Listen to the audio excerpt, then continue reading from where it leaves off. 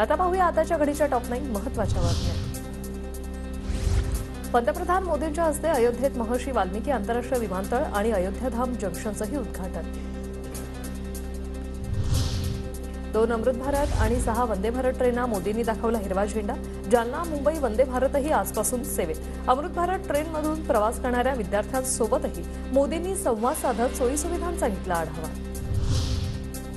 महाराष्ट्रात आणखी एक जालना मुंबई वंदे भारत एक्सप्रेस सुरू। उपमुख्यमंत्री फडणवीस रावसाहेब दानवेंसह अंबादास दानवेंचा ट्रेनमधून प्रवास।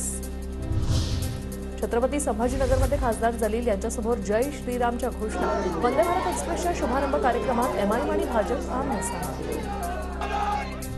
वंदे भारतच्या उद्घाटनाच्या निमंत्रण पत्रिकेवरून नाराजी नाट्य। नाव का वगळलं? एमआयएमच्या जलील यांना सवाल, तर पालकमंत्री मंत्र्यांचं नाव नाही हे चुकीचं, शिरसाट यांची नाराजी।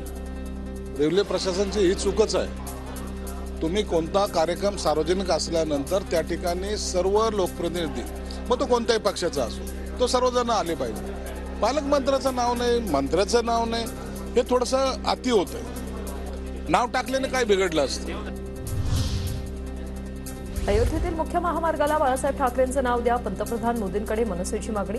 मुख्य महामार्ग आणि प्रमुख चौकाला बाळासाहेबांचं नाव द्या, या मागणीवर मनसे ठाम।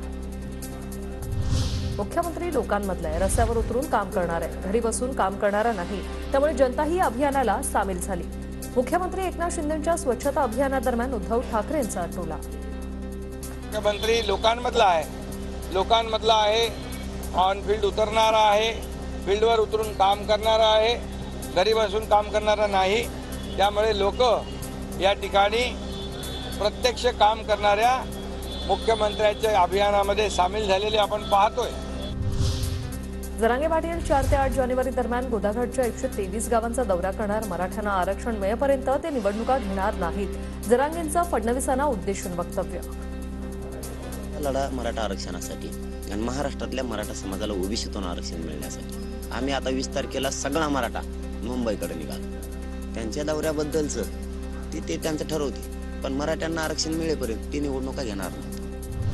सुनील केदार यांना सत्र न्यायालयाकडून दिलासा नाही, शिक्षेच्या स्थगितीची मागणी न्यायालयाने फेटाळली।